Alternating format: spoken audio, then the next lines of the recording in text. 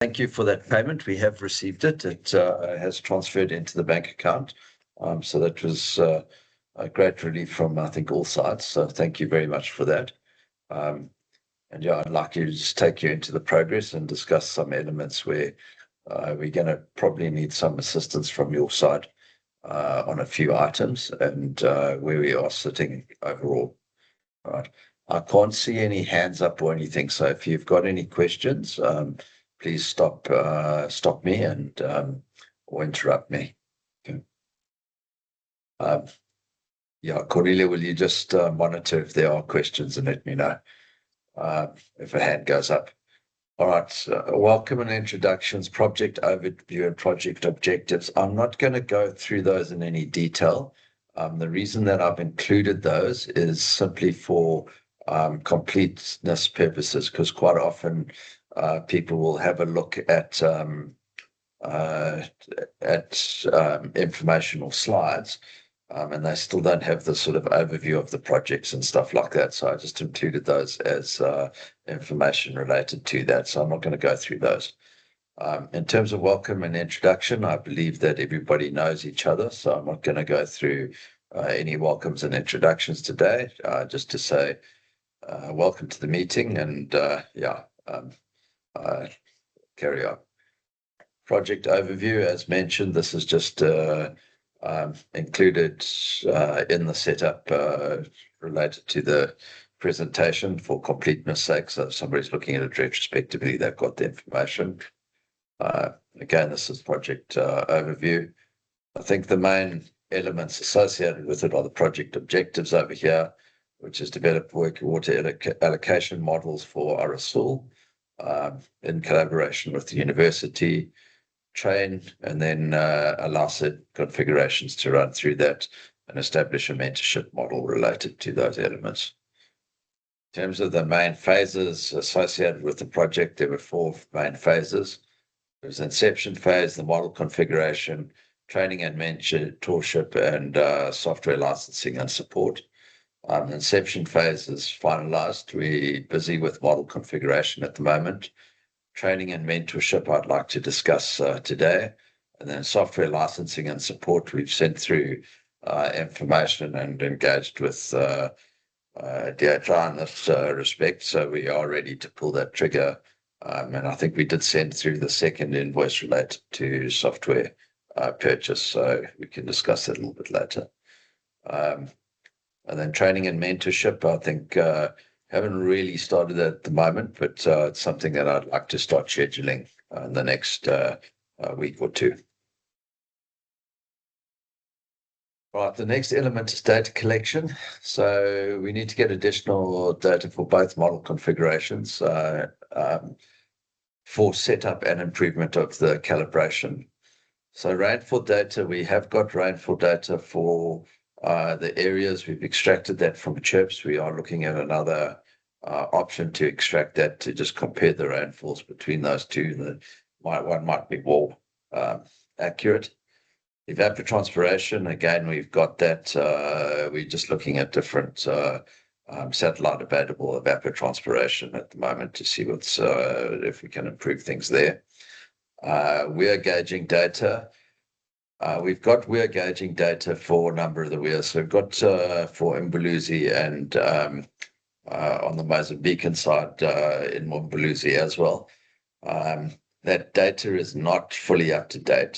So we're just going to sending out some emails to get data updated from Swaziland. We've also haven't got all of the data from Swaziland. So we've got for Mbuluzi, we haven't got for Nkomati at the moment. So we need to get that weird data. And I guess I need to discuss that with you in a little bit more detail. Dams information, we've got the majority of the large dams information. There are a couple missing, and I'll discuss that with you now. Land use, I think we've got enough of the land use information up to date. And soils, we have got the soils database. We've captured most of the soils for the area. Okay. So rainfall, the chirps data from satellite is in process and being collected for the entire catchment. So that information is available in there. New other data products are being investigated associated with that. Stations are available in South Africa. There's a large number of stations are available up to 2,000.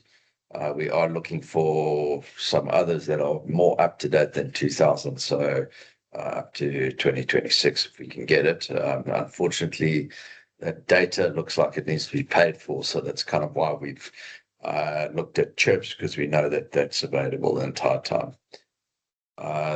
Eswatini, not sure on rainfall data collection, and we can't really get hold of local gauges there. I do have some from this other database over here, but I'm not quite sure. I mean, again, they're not going to be beyond 2000.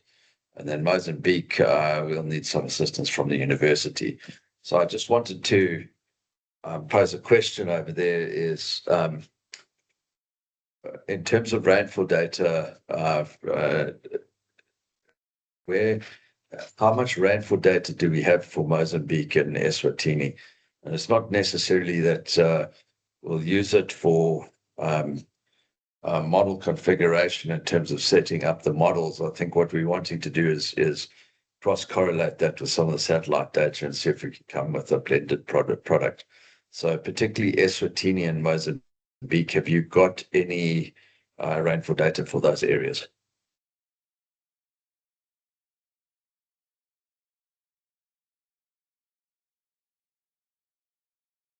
Right.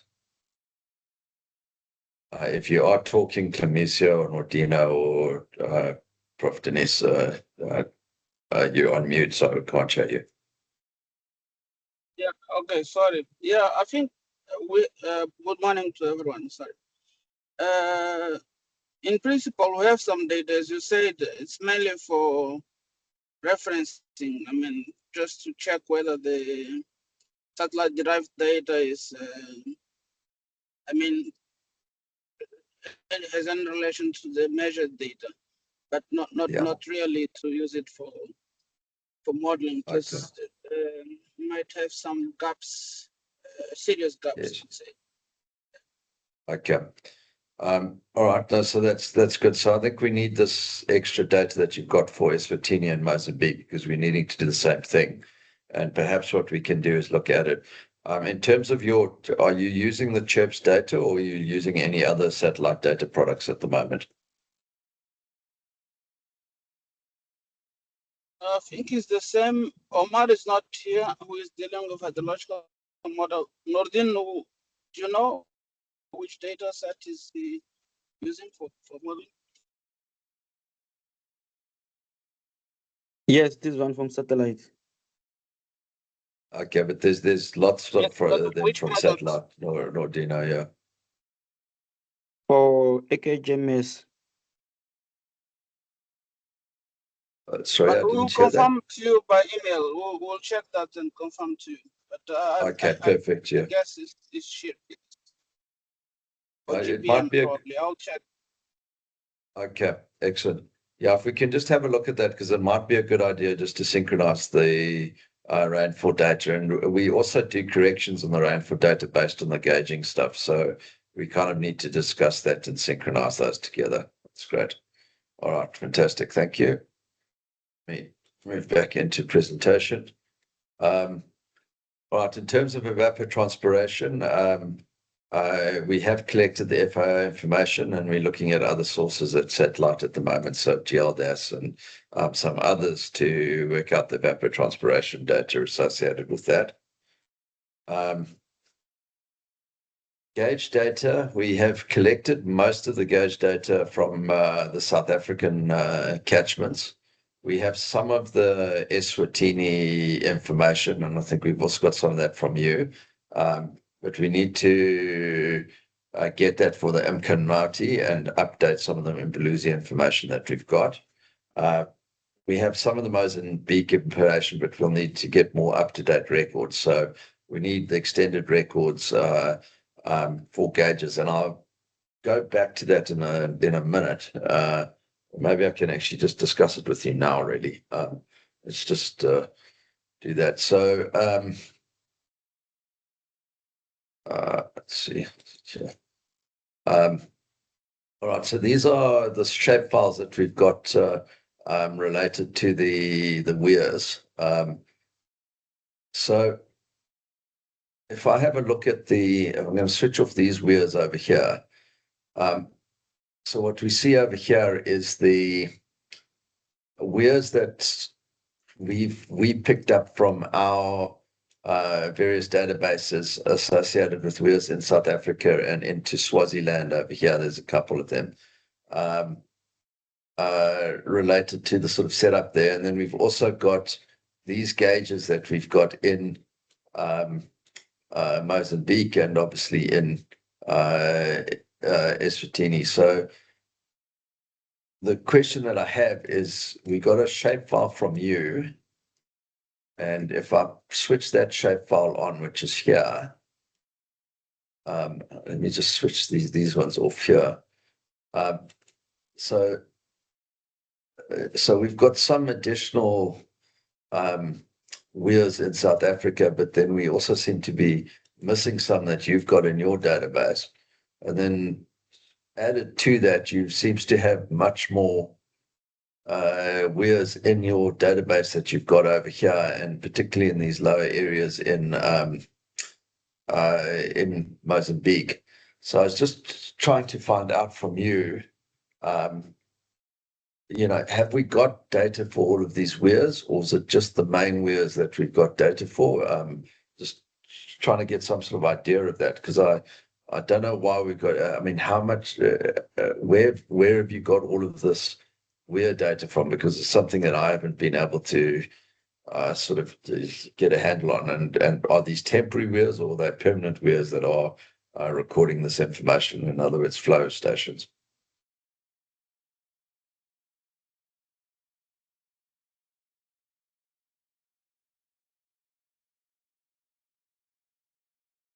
If you're talking again, you're on mute, sorry.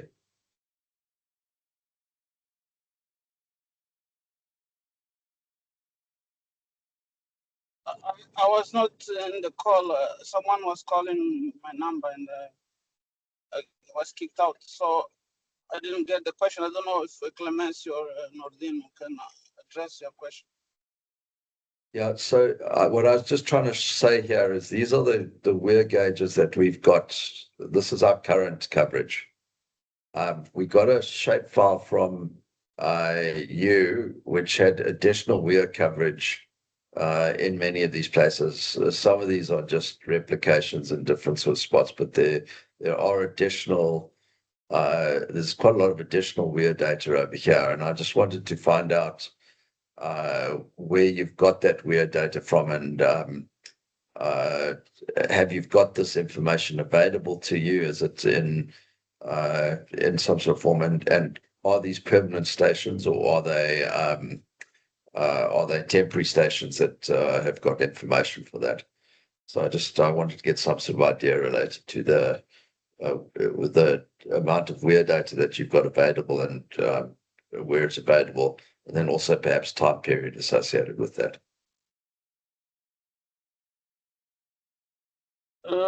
You mean the dots in red? Yeah, so that's what we had, or that's what the official stations that we've got, but we received this from you. So there's quite a few extra stations here, and I'm just I'm not quite sure where that data is and how available it is, and how much you've collected of it. And I can have a look at the attribute table over here, and we can. From the density of it, doesn't look like those are real stations. I don't think that we have that many, at least in Mozambican side. I will have to check what they are. But even if they're real stations, I don't think they will be operational for a long time, because I mean they will have some key stations that let's say they're maintained, and the kind of tracked, and they'll have some interesting data sets in terms of length, but I don't expect that all of those dots to be really priority Okay. station. All right. So not all of the dots are real stations. Then essentially what you're saying is some of those are just temporary or set out. So should we just focus on stations where it says Arasul or whatever it is and things? Because I know this data is sort of available because we've seen some of this weird data here. But certainly if there is more, then it would be good to get some of that. But I'm not like you said, they might not be real stations. So if we can just go through some sort of I doubt, confirmation related to that. yeah, because even if there are stations, I mean, the quality, I'm not convinced they'll be up to standards. Those are too many stations Okay. to really All right. keep them in good shape and quality. The data quality, I mean, it will make your calibration even a headache. I mean, Yes, no, we I have agree. to pick the stations that are real worth. I mean, Right. that we can trust the data somehow. Yeah. Okay. All right. No, that's good. All right. So I think that's it. And then in terms of the data in Mozambique for a lot of these stations that are that we know are sort of there and extended, and I know that we've got some information for them, Bluesy. Have we got extended information for these like Rossano Garcia and these ones up to date? Um,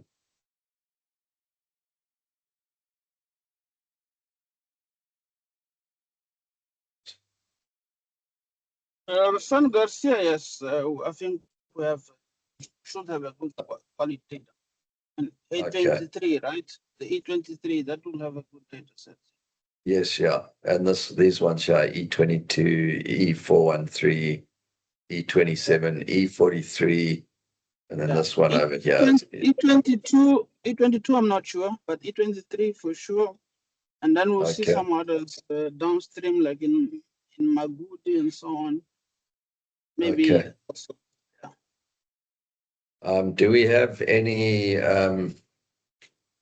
switching back on these weirs over here, on these rivers that are coming down into these tributaries to the Nkomati over here? Do we have any of these weirs? You mean coming Or from these? north?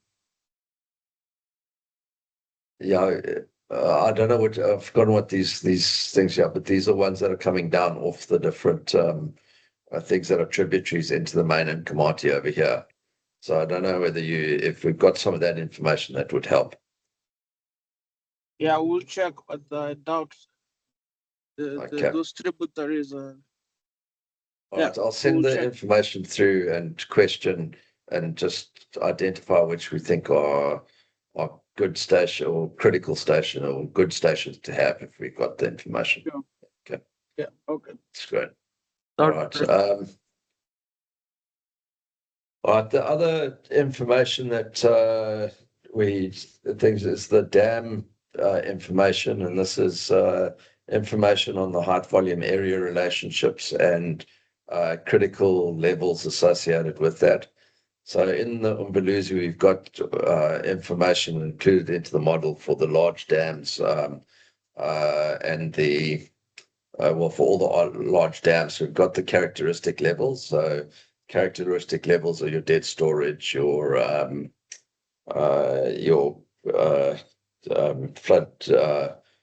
flood levels, and your full supply capacities and those types of things. So and spillway levels, sorry, not flood levels, spillway levels, full supply capacities, and those types of things. We've got those for Umbaluzi. I need Kurumana Dam, the HBA and the characteristic levels if you've got those. And then we would also need Moamba Major if we're going to include it as a scenario in the setup. And then the small dams, we've got information on smaller dams and areas related to exposed sort of water extent. So we can estimate those and estimate height volume area relationships associated with those. So yeah, I mean, this is quite critical. The Kurumana Dam. So I'm assuming that you've got the HVAs and you can share that with us.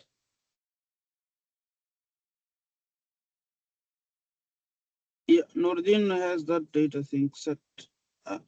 Maybe it might be useful after the meeting if you can list the information that you're in doubt or Yes, you require, and then we can excellent. reconfirm everything in the coming days. Okay, I'll send that through to you. Um, all right, and then we'll also share the information we've got the opposite way around so that we can use that to do that. In terms of the model configuration, the Umbuluzi setup has been done, but we need to improve the calibration. So we'll be working on that and recalibrating certain of the elements associated with that. Mkomati is in process of setup finalization. So I think I've shown you that we've configured this previous presentations. You would have seen the land use and the topography. We've generated the sort of streamlines associated with that and just having a look at the whole setup over here, discuss the weirs. That is the model configuration as it is at the moment. I have kept the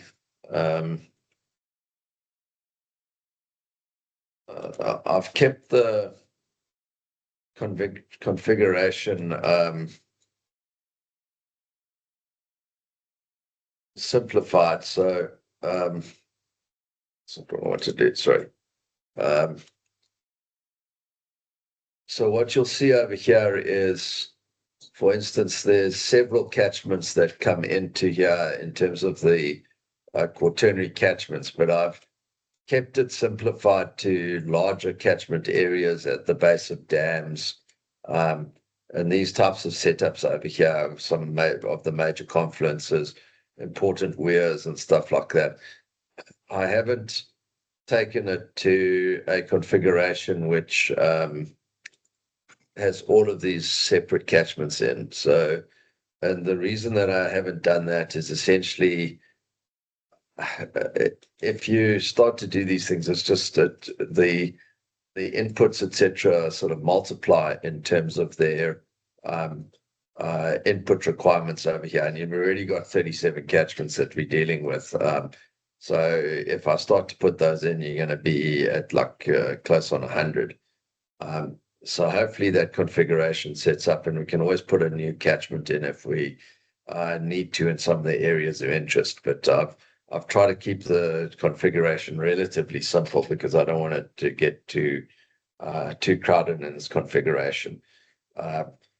So that's the kind of setup at the moment. We are doing the rainfall runoff modeling, and I'm needing to finalize the configuration with all of the dams in there. And I think once we get done that, we'll be able to start the calibration exercises. So that's kind of where we're sitting at the moment in terms of the Umbuluzi modeling, Komati modeling configuration. So I just want to when do you get some. expect this to be at a certain, let's say, the level that can be, let's say, shared as a preliminary report or draft to the client, because we're really behind schedule. Yeah, so I think that I would say that Monday or Tuesday next week, I'll be able to present some, we'll send you through some calibration results for the initial hydrological configurations. I need the dams data, so hopefully the dams will all be configured by then. So I would say latest by end of next week, we should have all of the initial results finalized and ready to show and present associated with this. Yeah, please try to push. I know we've had a delay because of all these administrative issues, which will happen again because now we have started the process of trying to push the second invoice, but we can only hope that we are lucky this time, not like last time. Yeah, well, we'll get all of this through to you, and we'll get the model improvements related to that, and I'll probably do a little bit of a write-up on this for you. So definitely by the end of next week going. When is your next presentation and discussion associated with this, Prof? To be honest, I had a rough call yesterday with the client because they're having today, at the end of the day, what they call monitoring meeting with the funding with the bank. The bank is extremely worried that since January we've been more or less presenting the same level of progress. We had a meeting, I think 2 weeks ago, where we presented substantial progress on the Umbiluzi. Yes. But yeah, still, these clients, they don't understand the process. They just want the final product.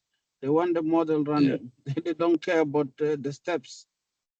So this is very difficult to tell them we're working on it. And so I advise them to start using kind of indicators, percentage progress, let's say. If we deliver like this model next week, we can say now we are 6 to 7% in terms of progress on the Nkomati, and then maybe we're 90% progress on Umbiluzi. This kind of Yes. Okay. But they just want the final model, even if it's a crap. They just want the final. I'm sorry, but that's what they don't care about what the process is, what we're doing, what are the challenges. They just want the model. All right. Well, I can get you model configuration through. I mean, probably. Well, I'll send you through this information now, so you can show the initial runs associated with that, and probably do some graphs for you between modeled and calibrated data. I don't know. I don't think I'm going to get that through to you by end of day, but I should be. Yeah, let's see. I'll have to have a look.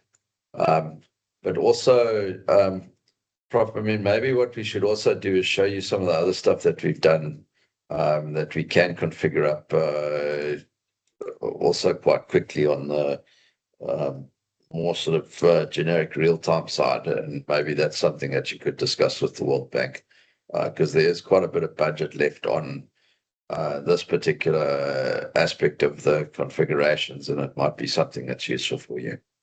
Yeah. Well, I just wanted to discuss training. Maybe a comment on the. Maybe before we go to training, a comment on the Umbiluzi. What we did in our other model configuration using the other software is that we've added the Mjoli dam, and we're considering also adding the transfer through the Sandy dam to Umbiluzi, because actually substantial part of irrigation taking place in the Umbiluzi is supplied from the Sandy dam. So there's off-catchment transfer from Nkomati. I don't know if you have that in your model as well. Within the Nkomati might not have a serious effect, but on the Umbiluzi, that amount of water has an implication. That's why maybe we're having problems with the E10 calibration. Yes, well, there was massive issues related to that. So yes, I think that's correct. So the E10, sorry, the sand is it this transfer over from here? Yeah, that's the one. Okay, yeah. So we can put that in and feed it out from this model into this model, or just have it as a transfer. So if you've got that information, that would be great. Yeah. Sorry, I haven't got the Umbiluzi open, but yes, we're happy to do that, and we've included everything upstream in the Umbiluzi as well. So I mean, where's the dams again? So this dam over here, I think, is in Mozambique? I think, yeah. So that's the dam you're talking about with the transfer into it, Juicy. So we included both these dams, but we haven't got the transfers across. No, actually, it goes downstream. The whole irrigated area downstream of Mjoli is mostly supplied from the Sandy Dam in the Nkomati. So that's why. Okay. Yeah, so they don't transfer water to Mjoli itself. They just send it to irrigation areas on the Umbiluzi, and then the return flows end up in the Umbiluzi system. Yes. Yeah, we also need to spend some time getting the water use right in these particular areas. So that's something else that we need to discuss associated with that, because I don't, in that initial configuration, that's not really been included properly. That's good. All right. So training sort of side of things, as soon as we finish that model configuration, I think we need to start training. So the training from our side it can be done both on-site or virtually, or a hybrid of the two approaches. So what we could do is maybe do on-site first, and then after that. That shouldn't depend on the configuration of the that shouldn't depend on the software licenses, because we can get temporary licenses for the training. So that's fine. I mean, we're happy to run that approach. But the software procurement is in sort of process. And yeah, so it's something that we can discuss. So I just wanted to find out, your sort of timing associated with training, and when you think it would be a good idea to have a look at that. Because I'd like to schedule that now or in the next couple of weeks. We can run it through email as well, in terms of scheduling this. Yeah, I think from our side might be flexible now because it's a dry season. So the technicians from Arasul or whoever they would like to include in the group will be more flexible in terms of availability. So we can say that although, I mean, it has worked in favor of us that we expect less constraints in terms of planning. But we have to get in contact with them just to identify the trainees and then set up dates, agree dates. Okay. Would you like that to be run virtually, or would you like that to be on site? Or For staff, I think they'll prefer to be on site. I would say if we can travel to Mpumalanga somewhere, that would be ideal. Or maybe, are you based in Joburg, or where are you based now? We're in Joburg, yeah. But Joburg, okay, Joburg has this reputation these days. So I don't think people want to travel there. Okay, let's see the options. Okay, we'll discuss.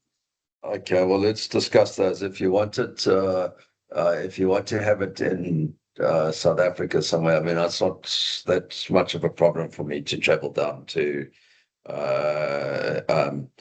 I mean, we can do it in Mozambique, but we can also have it the other way around, where somewhere in South Africa, Nelspruit or one of those sort of areas is fine. I can even do it in Swaziland if you want.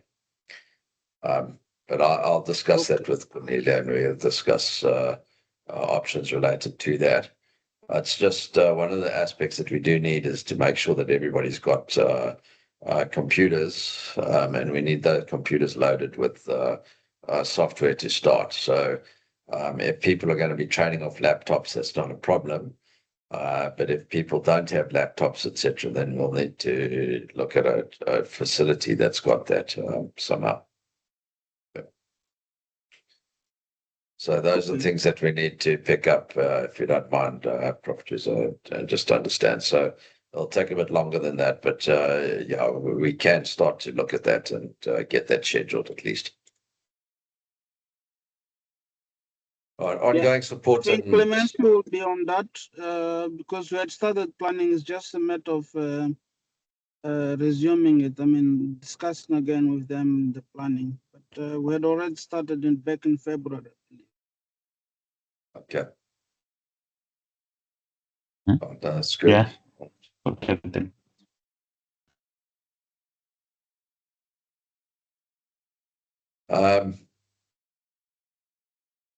Yeah, so this was just continued support because what we'd done is put it in where we got, if you, the software license purchases was over a period of 5 years, and there was support associated with that. So that's obviously something that we haven't started having a look at that.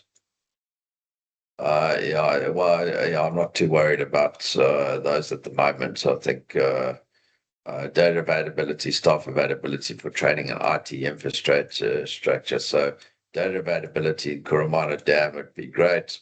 But yes, I mean, staff availability for training, IT infrastructure. And then I guess the other aspect is from the training perspective is language. So we need to just discuss that and find out how we're going to manage some of that, because I'm gathering that we'll need some sort of translation happening in those trainings. Uh, am I correct or incorrect?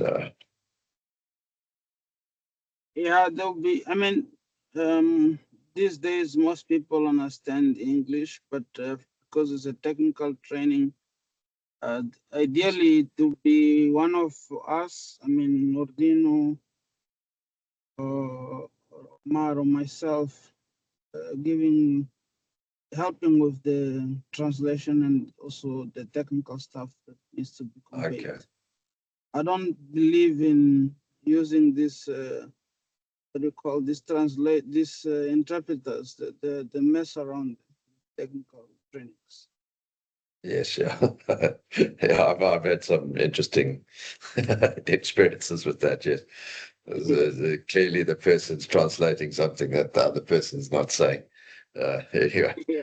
um, uh, in terms of project sort of elements associated with that, so on the Umbaluzi side of things, we started to configure the water users in, and we're working on the model configurations. In Komati Basin, we in the process of the rainfall runoff modeling. Like I said, we should have that finalized by this sort of week now, and then we'll have those calibration data ready for you next week. And then we also need to configure the water users and have a look at that.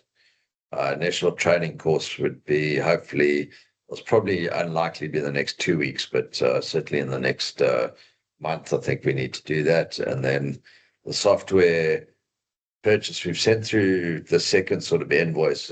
So that would enable the software purchase. And yeah, I mean, we can start to have a look at other configurations. And then one of the things that I just want to find out from your side of things, Prof, is your final outputs associated with it. Is it just these models configured, or are you wanting these running in some sort of operational mode?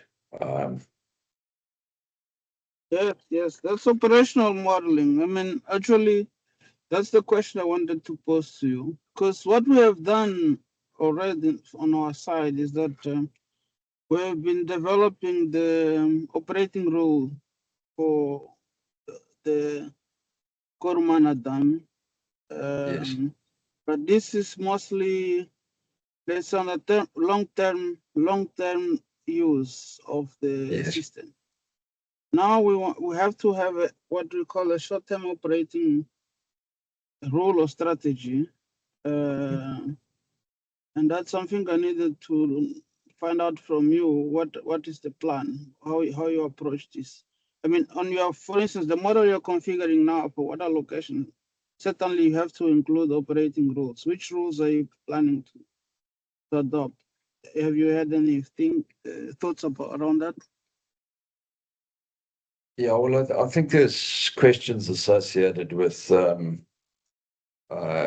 you define the operations and determine the operating rules related to these things. I will have to sit with Kevin and discuss the budget, because we do have operational models running in different areas where we use the Mike sort of workbench application to run certain sort of elements related to the configuration, and then I have that running on a real-time basis. But in terms of those, I mean, when you're talking about operating rules, so in general, what you have in most of these systems is you have the operating rules, which are set and discussed on a yearly or sometimes on twice a year basis. And that's related to the amount of water that you're going to allocate to your different activities. So how much do farming activities get, how much do industrial users get, how much do commercial users get, how much do domestic users or municipalities get. So that sort of thing is kind of discussed, and you kind of follow those rules unless there's a massive change in the status of a catchment. So if there's suddenly a lot of rainfall, for instance, then your rules might be different.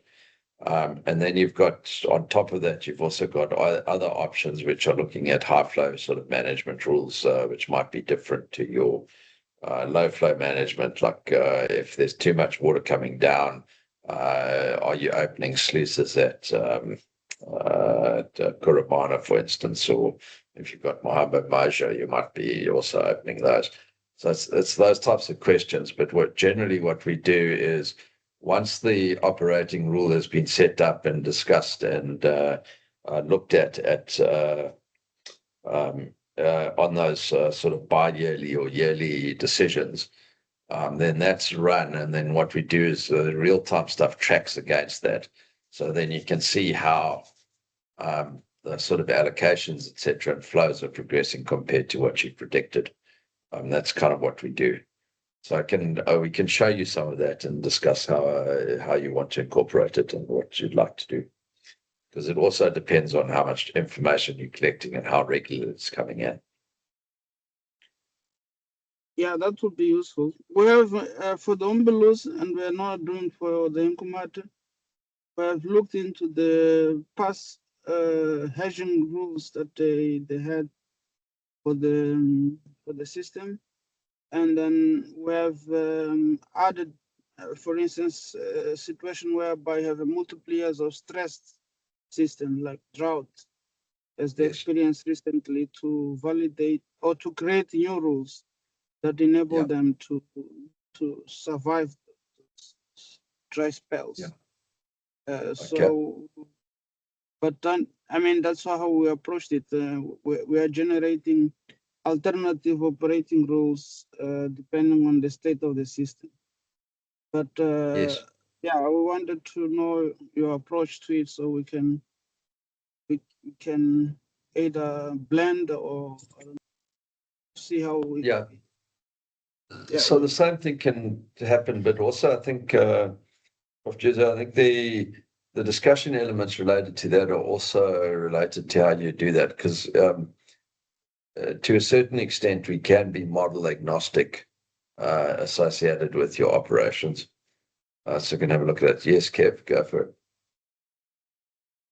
Thanks, Jason. I just wanted to make the point. Remember that the way that you implement operating rules is dependent on the functionality that we have in the model. So we can try and replicate some rules that you've already done with other models, or look at rules that have been documented and then implement them as best as possible within the Markadra Basin framework. So it's not always possible, depending on the model functionality, to implement exactly how you might actually apply things in practice, but you just do your best and it's usually adequate. Yeah, that's right. Yeah, but at the end of the day, what you need is a decision support tool. I mean, that's what they will use the model for, to take decision on how much they will allocate given the state of the system, which will depend on the season of or the year or whatever. I mean, the climate condition that experiencing that particular period. So that's what they're looking for. They want the model to help them make decisions. And would that be based on some key gauges, or purely on dam levels, or so the inputs for forming the basis of those decisions would be good to get, because often it's a simplified curve or something like that they would use. I think for Umbelus, the tricky part is that between the gauge station and the dam, the distance is not significant. So that might be maybe less complicated. Maybe you can just adopt the dam level as a base for decision making. But in the Yes. case of Incomat, maybe you have the opportunity of introducing distant gauging stations that can help support you in optimizing the water use from the dam, because you now Yes. know there's a flow coming in 2-3 days or 1 week arriving. So I'll have apart from what I have now, I'll have plus so much in coming days from that station coming down. Yes, yes, I follow what you're saying, Prof. I think the other thing is, Jason, if it's on these short time scales, I think what you proposed earlier is just to demo the framework that we have that might assist with this Yep. kind of operational stuff. Yes, I think so, Kev. I think maybe we demo some of that, and also maybe demo some of the stuff related to the overall sort of drought indicators as well. But let's just park that for the moment, because we could show that a little bit later Yeah, on for sure. another presentation. Thanks. And yeah, I mean, we need to check that. But I think the other, well, not concern, it's more related to, in particularly the Mkamati, not necessarily the Mbaluzi so much. But there's a lot of upstream activity on the South African side, and there's certain structures and rules associated with the operations related to the to how they run the different catchments. So tree copies and Whitegedacht and all of those, as well as what's the one at the right at the top? I've forgotten what the name is, that one that sort of spikes in different directions. The Maguga Dam. Is it Maguga? Yes, Maguga is another one. So you've got that. That's in Swaziland, but that we've kind of got. I'm trying to think of Quena Dam. It's this one up here. Okay. That's sitting over here. So those have all got operating rules associated with them. Kev, we have got a lot of those operation information from the IUCMA and from and from COBWA, haven't we? Okay. You're on mute if you're talking. Sorry, Jason. Just a second.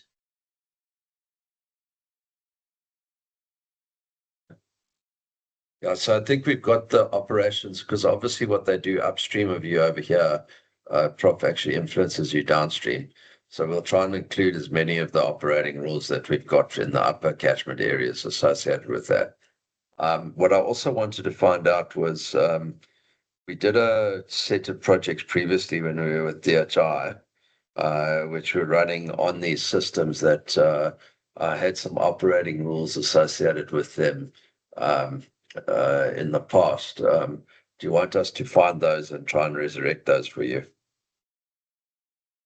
Yeah, I think that would be a good, let's say, reference point. Having said that, now that you have commented about those dams in South Africa that have the operating rules, I think at the end we're looking at something similar to that for Okay. this Kurumana and Umbulus. Even if we can have alternatives, because the downstream systems are much likely to experiment harsher shocks, especially droughts, because there'll be a combination of the climate situation and the water use upstream. So it's a bit of an additional. Excellent, yeah. Can I just come in with a comment? Sorry, though, Yes, I got a call from the IUCMA there. It's like, as already has been mentioned, the Nkomati is an extremely complex catchment, and the scope in a project like this for us to replicate the level of detail of how South Africa manages their operations, if you include COBWA, the Crocodile, the Sabi, all of that, I think the level of uncertainty just skyrockets. So at the end of the day, we want something that is sort of implementable and that is useful in terms of a decision support tool. And if it's focused on the droughts, we should maybe focus more on the things that we can control, like, Kurumana Dam is way more important than what happens in some of the upstream catchments because we've got direct control of that.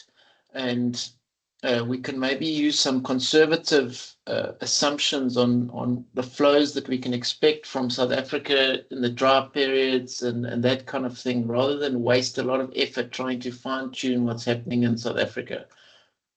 I think we need to I be agree. realistic. We can follow that probabilistic approach as well. Yeah, I agree. Yes. That we can give them a certain a degree of assurance of inflows, but mostly rely on the state of the dam. I mean, the storage. Yes. Yeah. Okay, that's good. But we had this meeting ending at 10. So I know that Cornelia needs to step out into another one. Yeah, I also need to go. I have an appointment now with the doctor, so. Okay. I just want to finalize. They don't want to wait. They don't like waiting. Okay, yes. All right, so I just want to finalize actions then. So we will get the Mkomati set up, finalized. I'll send that information through to you. On Belusi, we'll work on the calibrations and get the information from the stand, etc. in there. Training, we're going to start to set up the training and get ready for that. So we'll discuss that. And then software procurement, I'll just we'll follow that up on the emails, etc. related to this. So we'll send that through. The last thing that I just wanted to ask, with the delays in these payments through the banking system, should we send you invoices now for work that we're in process of doing, so that you can start to process those invoices, and then we'll claim it. We'll just hopefully, with that all sitting in process, it'll just cut through as it's going. If does that make sense to you, or? So I got distracted. I mean, I think Clemens can address these issues, because he was with our bank manager to try to, get a decent way of managing this forex payments. Maybe you can explain. But I guess you are suggesting that you send the invoice for upfront. I agree with that, because it's taking so much time that doesn't make any sense. So we will get the invoice and we start fighting with them to get payments. Okay. So I have to leave. Thank you. Sorry for just going out of the meeting just like this. Sorry. Okay. Thanks, Thank Prof. you. Jason, please, can I be excused as well? I need to dash. Sure. Yeah. And I think Cornelia also needs to go because she had another meeting here. Lorraine, I asked her to move it a bit. Okay. So she's moved it to 10:30. So I'm okay. Okay. All right. Well, thank you. Yeah. Okay. Yes. Clemencia, is there anything else that we? Yes, maybe a quick response on what you suggested. Yeah, the thing is, like, the bank requested us to send a list of payments that we want to do, and actually we'll do that, and they will put in the list, because they have to send the list of payments that they are planning to do to their markets room, so that the currency, they make sure that the currency is available. So we don't really need the invoice for that. We just have to share a list of payments that we pretend to do in the coming days, and the intended dates. So I will send them maybe today or tomorrow. So and then I'll ask them to share it's called like a kind of payment terms that they get from the markets room. So it's fine. So I'll send that through to you then, and we can we'll send through the payment schedule. That's great. Okay, fantastic. Is there anything else that you would like to pick up before we finish the meeting?